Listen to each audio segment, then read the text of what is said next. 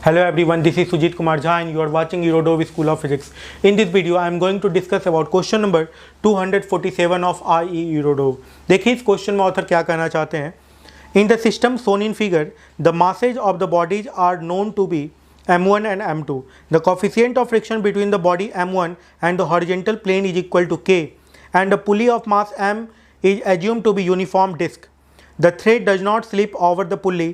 At the moment t equal to 0, the body m2 start descending. Assuming the mass of the thread and friction in the axle of the pulley to be negligible, find the work performed by the friction force acting on the body m1 over the first t second after the beginning of the motion. ठीक है, यहाँ पे कहा जा रहा है कि find the work performed by the friction force acting on the body m1. इस केस में फ्रिक्शन m1 ऑब्जेक्ट पे m1 बॉडी पे कितना वर्क करेगा ये पूछा जा रहा है. देखिए इस क्वेश्चन को कैसे बनाते हैं.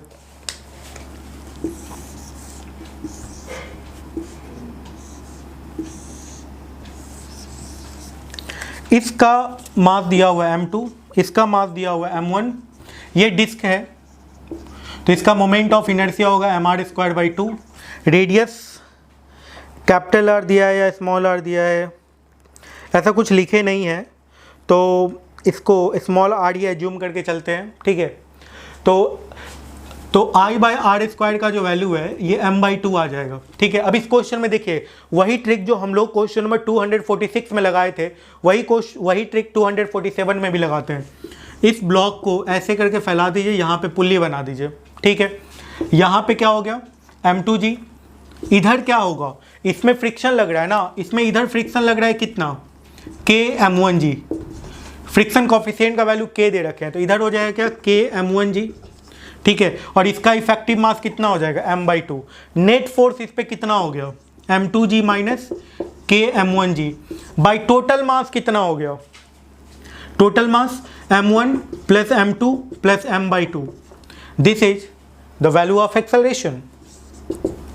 ओके, ये कुछ एक्सेलरेशन आएगा तो यहाँ से m2 minus k m1 into g by total mass m1 plus m2 plus m/2, ये आ जाएगा एक्सेलरेशन का वैल्यू.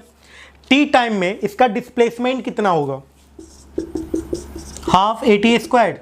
ठीक है, तो हाफ a के जगह पे क्या पुट करेंगे m2 minus k m1g by m1 plus m2 plus m/2, ऐसा कुछ आएगा इंटू t².